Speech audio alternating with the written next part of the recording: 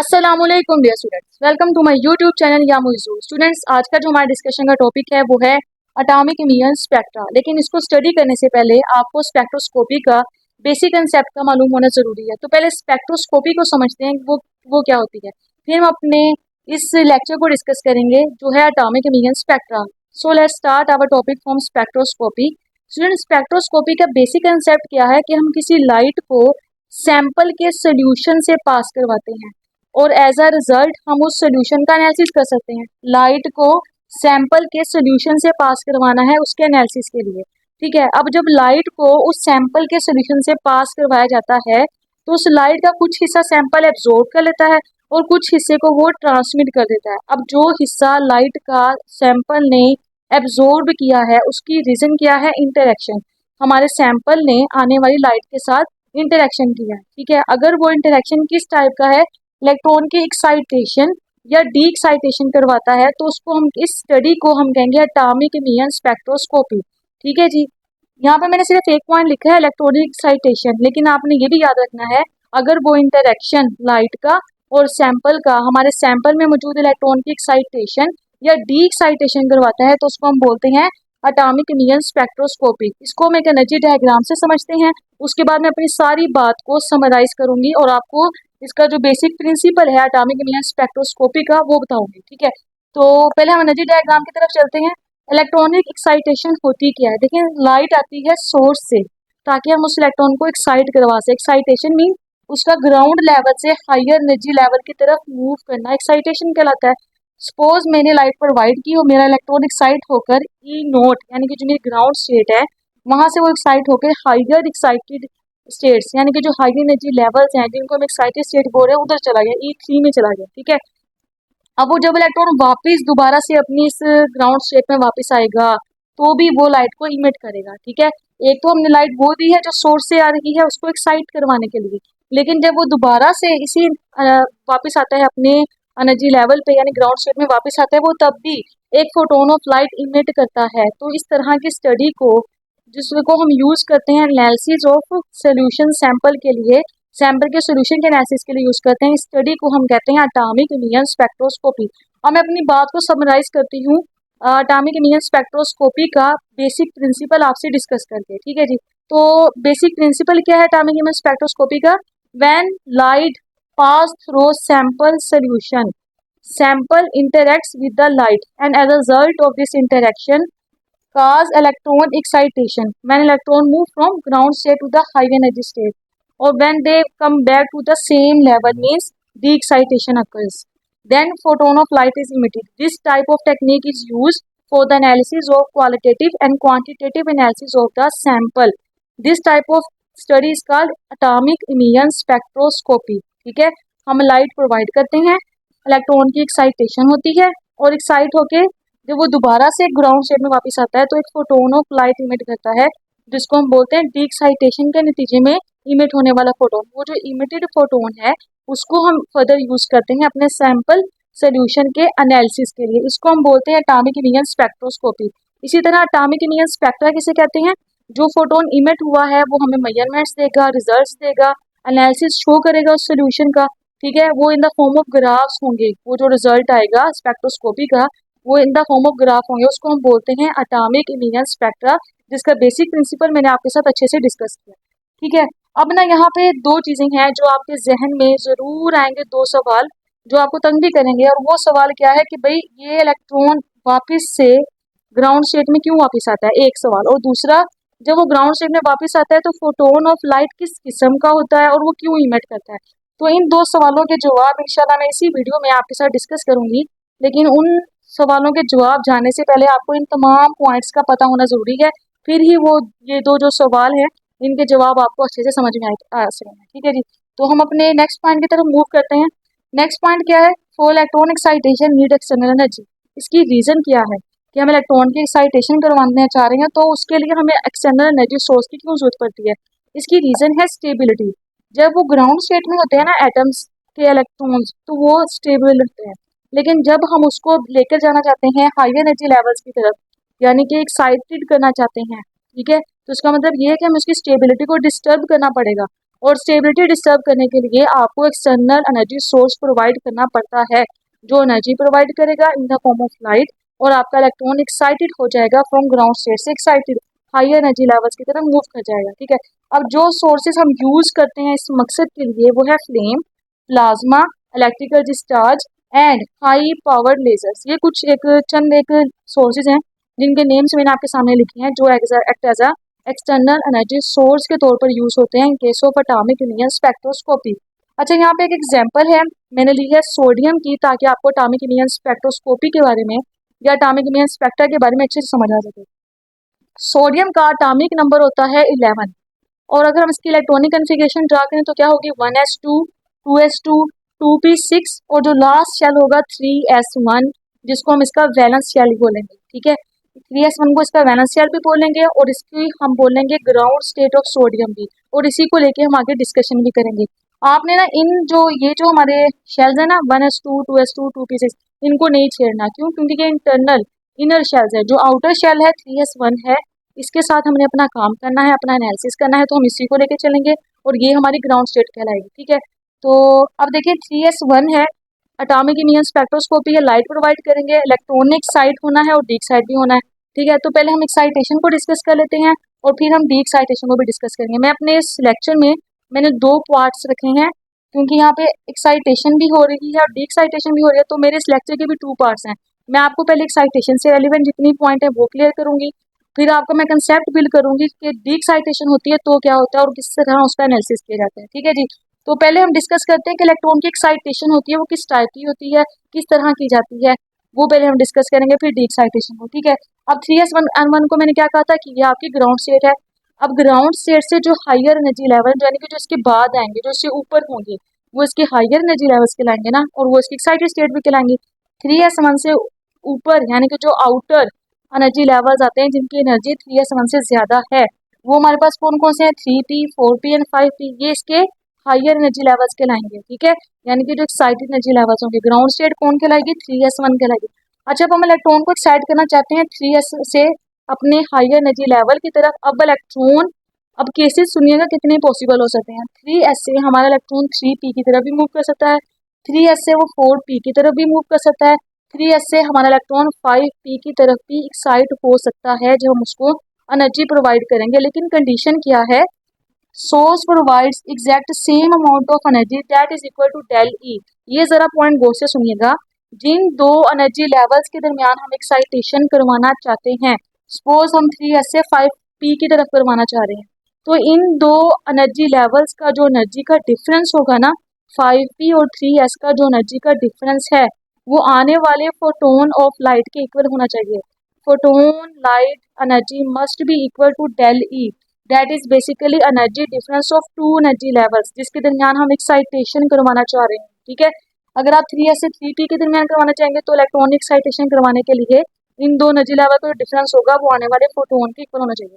लेकिन इस एग्जाम्पल में आपको क्या एक्सप्लेन कर रही हूँ, 3s से 5p की तरफ लेके जा रहे हैं, तो यहाँ का जो डेल ई है वो आने वाले सोर्स ऑफ लाइट जो है उसके फोटोन के इक्वल होना चाहिए। ठीक है जी, अगर हमारे पास आने वाले जो लाइट है उसका जो फोटोन है वो डेल ई के इक्वल नहीं है, डेल ई क्या है 2 एनर्जी लेवल्स का डिफरेंस है, उसके इक्वल नहीं है, तो हमारे पास एक्साइटेशन अकर भी नहीं होगी। ठीक है जी, तो एक्साइटेशन के लिए लाजमी जो शर्त है वो आपने याद रखनी है, जिसको मैं आपको बार बार रिपीट कर चुकी हूँ। नेक्स्ट पॉइंट है एक्साइटेड इलेक्ट्रॉन्स रिटर्न बैक। ये आपके क्वेश्चन का आंसर कि इतनी मेहनत करके हम उस इलेक्ट्रॉन को ऊपर लेके जाते हैं लेकिन वो फिर वापस क्यों नीचे आ जाता है, इसकी रीजन क्या है? तो स्टूडेंट्स इसकी रीजन भी स्टेबिलिटी है। जब इलेक्ट्रॉन्स अपनी ग्राउंड स्टेट में होते हैं ना तो वो स्टेबल होते हैं, हम पहले ही बता चुके हैं आपको। ठीक है, लेकिन जब वो हायर एनर्जी लेवल्स की तरफ मूव कर जाते हैं, आप एनर्जी डायग्राम में देखिए ना, 3s की एनर्जी कम है as compare to 3p, 4p या 5p, इनकी एनर्जी ज्यादा होती है। ठीक है, तो जैसे जैसे आपकी एनर्जी बढ़ती जाती है स्टेबिलिटी कम होती जाती है। तो यहाँ पे आपने क्या याद रखना है कि स्टेबिलिटी और एनर्जी एक दूसरे से इनवर्स रिलेशन में होते हैं। जैसे जैसे एनर्जी बढ़ती है आपकी स्टेबिलिटी कम हो जाती है। ग्राउंड स्टेट में आपका इलेक्ट्रॉन ज्यादा स्टेबल होता है as compare to excited state में स्टेबिलिटी नहीं होती है, क्योंकि एक्साइटेड स्टेट में जाके उसकी एनर्जी हाई होती है, वो बहुत कम स्टेबल हो चुका होता है। तो स्टेबिलिटी को रीगेन करने के लिए, दोबारा से गेन करने के लिए वो इलेक्ट्रॉन वापस से ग्राउंड स्टेट में आ जाता है। ठीक है, हमने एनर्जी प्रोवाइड की थी उसको एक्साइट करने के लिए, लेकिन जब वो डी एक्साइट होके आता है तो वो खुद ब खुद आएगा इलेक्ट्रॉन। क्यों? क्योंकि वो स्टेबिलिटी को गेन करना चाहते हैं, स्टेबिलिटी हासिल करने के लिए वो वापस आ जाते हैं। तो इलेक्ट्रॉन के दोबारा वापस आने की ये रीज़न होती है। ठीक है, अब मैंने यहाँ पे बताया था कि लाइट इमिट होती है, वो उसकी रीज़न क्या होती है। देखिए मैंने यहाँ पे पॉइंट लिखा है, पहले उससे देखते हैं।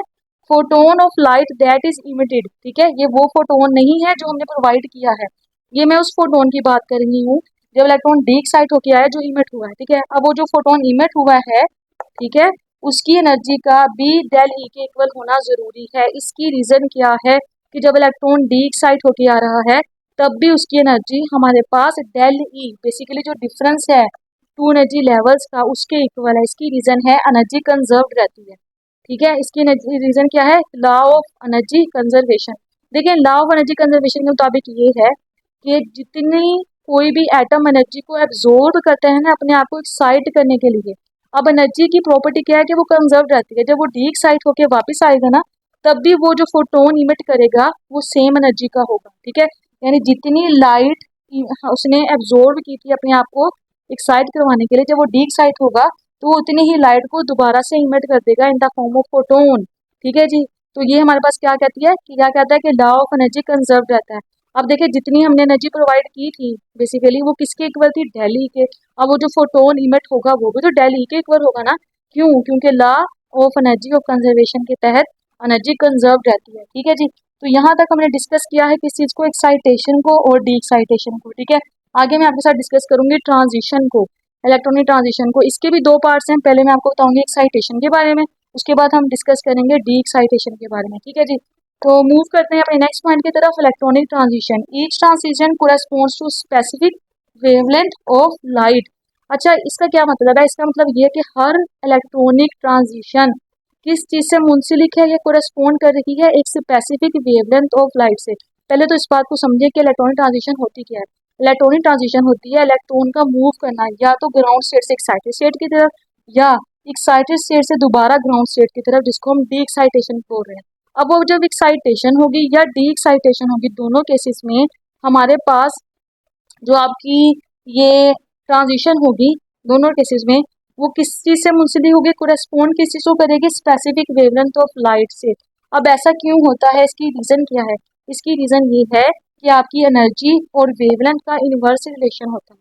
ठीक है, जैसे जैसे एनर्जी बढ़ती है आपका जो वेवलेंथ है वो कम होती जाती है। ठीक है, देखिए मैं ना पहले आपके साथ केसेस डिस्कस करती हूँ, उसके बाद मैं इसकी रीज़न को अच्छे से आपको एक्सप्लेन करूंगी।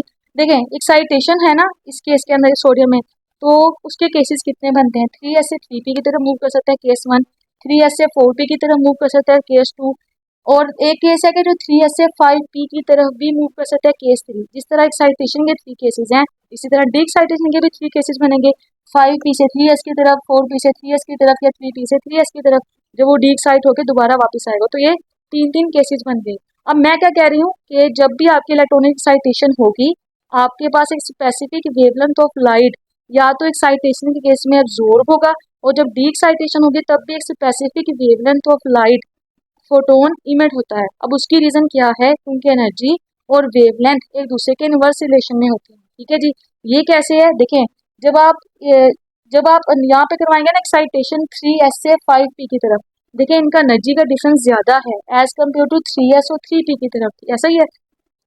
अब जितनी ज्यादा एनर्जी का डिफरेंस आएगा, ठीक है, जितना ज्यादा एनर्जी का डिफरेंस ज्यादा आएगा इस रिलेशन के मुताबिक कि एनर्जी और वेवलेंथ दूसरे के इनवर्स रिलेशन में है, एनर्जी जितनी ज्यादा होती जाएगी, डिफरेंस की बात हो रही है बेसिकली। ठीक है, हमारा वेवलेंथ ऑफ फोटोन उतना ही कम देना पड़ेगा। इसका क्या मतलब है?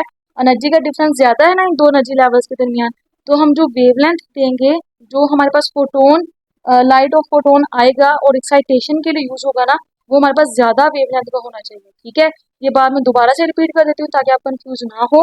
हमारे पास जैसे जैसे एनर्जी का difference between two energy levels ज्यादा होता जाएगा, इसका क्या मतलब है कि सोर्स से आने वाली जो एनर्जी है, जो लाइट है, वो जो फोटोन की वेवलेंथ है वो उतनी ही कम होनी चाहिए। ठीक है, सॉरी, एनर्जी ज्यादा होगी तो आपका जो वेवलेंथ है वो कम हो जाएगी। ठीक है, आपकी जो वेवलेंथ है फोटोन की वो कम होनी चाहिए। तो इससे क्या मतलब है? कम वेवलेंथ और ज्यादा एनर्जी वाला फोटोन कौन सा होता है? UV visible. यानी इस केस में जब आप एक्साइटेशन करवाओगे ना 3s से 4p की तरफ, अब एनर्जी का डिफरेंस ज्यादा है तो इस केस में आपको ऐसा फोटोन ऑफ लाइट देना पड़ेगा एक्साइटेशन के लिए जिसकी एनर्जी ज़्यादा हो, वेवलेंथ कम हो, और वो कौन सा होता है, UV visible, sorry ultra violet. तो इस केस में जो आपका सोर्स होगा वो अल्ट्रा वायलेट होगा। इसी तरह जब आपका एनर्जी का डिफरेंस कम हो बिटवीन टू एनर्जी लेवल्स, तो उस वक्त आपकी वेवलेंथ ज़्यादा हो जाएगी। इसका क्या मतलब है, जैसे ये है ना 3s से 3p की तरफ एनर्जी का डिफरेंस कम है, ठीक है, तो इसका मतलब ये है कि जो आप फोटोन प्रोवाइड करोगे ना इलेक्ट्रॉन की एक्साइटेशन के लिए, वो ऐसा होना चाहिए कि एनर्जी का डिफरेंस कम है, उसकी वेवलेंथ ज़्यादा होनी चाहिए। अब ऐसी लाइट जिसका वेवलेंथ का डिफरेंस, जिसकी वेवलेंथ सॉरी ज़्यादा हो लेकिन एनर्जी का डिफरेंस, एनर्जी उसकी कम हो, वो हमारे पास विजिबल लाइट कहलाती है। विजिबल लाइट कौन सी होती है, विबग्योर, ठीक है। VIBGYOR means violet, indigo, blue, green, yellow, orange and red, ये विबग्योर, ठीक है, ये शॉर्ट फॉर्म आपने याद रखनी है। तो हम ये violet, indigo, blue, green, red कोई भी लाइट प्रोवाइड करते हैं जब हमने एनर्जी का डिफरेंस जिन दो के दरमियान हमने एक्साइटेशन करवानी है वो कम होती है, तो हम उस वक्त विजिबल लाइट प्रोवाइड करते हैं एज अ रिजल्ट। अब देखिए ना, हम जब फोटोन प्रोवाइड कर रहे हैं विजिबल लाइट का, ठीक है, तो जब वो फोटोन इमिट होगा, जब डी एक्साइटेशन होगी, तो वो भी तो विजिबल ही होगा ना। अगर वॉयलेट प्रोवाइड किया तो जो वो इमिट होके आएगा वो भी वॉयलेट ही होगा। अब ये किस चीज़ को शो करता है, एक तो हमारी एनर्जी कंजर्व्ड है, और दूसरा हमारे पास ये जो हमारा प्रिंसिपल है, बेसिकली प्रॉपर्टी है, ये जो रिलेशनशिप है वो भी फुलफिल हो रहा है कि एनर्जी का और वेवलेंथ का इनवर्स रिलेशन है, ठीक है। तो यहाँ तक मैंने आपको बताया एक्साइटेशन होगी तो क्या होगा, हम डिस्कस करेंगे डी एक्साइटेशन होगी तब क्या होगा। देखिए वो भी तो इलेक्ट्रॉनिक ट्रांजिशन है ना, जब वो डी एक्साइटेशन होगी तब भी उसी वेवलेंथ का फोटोन इमिट होगा जिस वेवलेंथ का फोटोन हमारे पास एक्साइटेशन इलेक्ट्रॉन को मूव करने के लिए फ्रॉम लोअर से हाई एनर्जी लेवल यूज हुआ था, ठीक है। जैसे हमारे पास इलेक्ट्रॉन डी एक्साइटेशन हुई है 3p से 3s की तरफ, इसको ना आप एनर्जी डायग्राम को साथ साथ देखेंगे फिर समझ आएगा। लेकिन जब 3p से 3s की तरफ इलेक्ट्रॉन मूव करेगा तो कितनी वेवलेंथ का फोटोन इमिट होगा, 590 नैनोमीटर, इस वेवलेंथ का फोटोन इमिट होगा जिसका कलर येलो होगा, ठीक है। जब वो 4p से 3s की तरफ होगा, यानी कि अगर जी डायग्राम में देखें 4p से 3s की तरफ आएगा, तब हमारे पास जो फोटोन इमिट होगा वो 330 नैनोमीटर होता है, और ये किस रेंज में आता है, अल्ट्रा वायलेट की रेंज में आता है। 5p से 3s की तरफ होगा तब भी वो अल्ट्रा वायलेट होगा, 285 नैनोमीटर का आपका फोटोन ऑफ लाइट इमिट होगा, ठीक है। तो ये डी एक्साइटेशन के केसेस में ऐसा होता है जब इलेक्ट्रॉन डी एक्साइट होकर आता है दोबारा से उसी लेवल की तरफ आ जाता है जहाँ से उसने मूव किया था, ठीक है। तो उसी वेवलेंथ का फोटोन इमिट होता है जो उसने एब्जॉर्ब किया होता है। तो उम्मीद करती हूँ यहाँ तक आपको समझ आ चुका होगा। मैंने ये वाला जो पार्ट था, एग्जाम्पल थी इस सोडियम की, इसको भी मैंने दो पार्ट्स में डिवाइड किया था, एक्साइटेशन और डिक्साइटेशन, उसको समझाया। फिर मैंने आपको साथ ये इलेक्ट्रॉनिक ट्रांजिशन के केसेस को, एक्साइटेशन और डी एक्साइटेशन, इसके भी दो पार्ट्स को डिस्कस कर चुकी हूँ। अच्छा, लास्ट पॉइंट है आपका रेजोनेंस ट्रांजिशन किसे कहते हैं स्टूडेंट्स। यहाँ मैंने आपके साथ क्या डिस्कस किया था, इलेक्ट्रॉन 3s से 3p 4p 5p किसी भी एनर्जी लेवल के अंदर जाना चाहता है तो वो जा सकता है। इसके अंदर वो डी एक्साइट होकर वापस आएगा तब भी ऐसा ही होगा कि वो किसी भी लेवल में आके गिर सकता है। लेकिन ना जरूरी तो नहीं है ना कि वो 5p में अगर एक्साइट होके चला गया है इलेक्ट्रॉन, तो वो जरूरी नहीं है कि वो 5p से डायरेक्ट 3s में आए। अब उसके दरमियान में दो और एनर्जी लेवल्स हैं, एक 4p है 3p है, तो 5p से वो 4p में भी आ सकता है, 5p से वो 3p में भी आ सकता है, 5p से वो 3s में भी आ सकता है। लेकिन अगर ट्रांजिशन ऐसी हो जाए कि हमारा जो इलेक्ट्रॉन है वो डायरेक्ट हायर एक्साइटेड स्टेट से ग्राउंड स्टेट में आगे गिर जाए, डी एक्साइट हो फ्रॉम हायर एक्साइटेड स्टेट से ग्राउंड स्टेट की तरफ, यानी 5p से डायरेक्ट 3s में आ जाए जो कि हमारा ग्राउंड लेवल है, उसमें आ जाए, तो उसको हम बोलते हैं रेजोनेंस ट्रांजिशन, ठीक है जी। उसको हम इलेक्ट्रॉनिक ट्रांजिशन ही रेजोनेंस ट्रांजिशन बोलते हैं। रेजोनेंस ट्रांजिशन से जो हमें स्पेक्ट्रा में रिजल्ट मिलते हैं वो हमारे पास क्या कहलाता है, रेजोनेंस लाइन, ठीक है। बेसिकली ये इसका रिजल्ट है जो शो होता है। तो ये मेरा आज का लेक्चर था जिसमें मैंने आपके साथ एटॉमिक इमिशन स्पेक्ट्रोस्कोपी या एटॉमिक इमिशन स्पेक्ट्रा को डिटेल से डिस्कस किया और उससे रेलिवेंट हर पॉइंट को डिस्कस किया। अगर मेरी वीडियो आपको पसंद आए तो इसे लाइक करें, मेरे चैनल को सब्सक्राइब करें और उससे ज़्यादा शेयर करें। अल्लाह हाफ़िज़।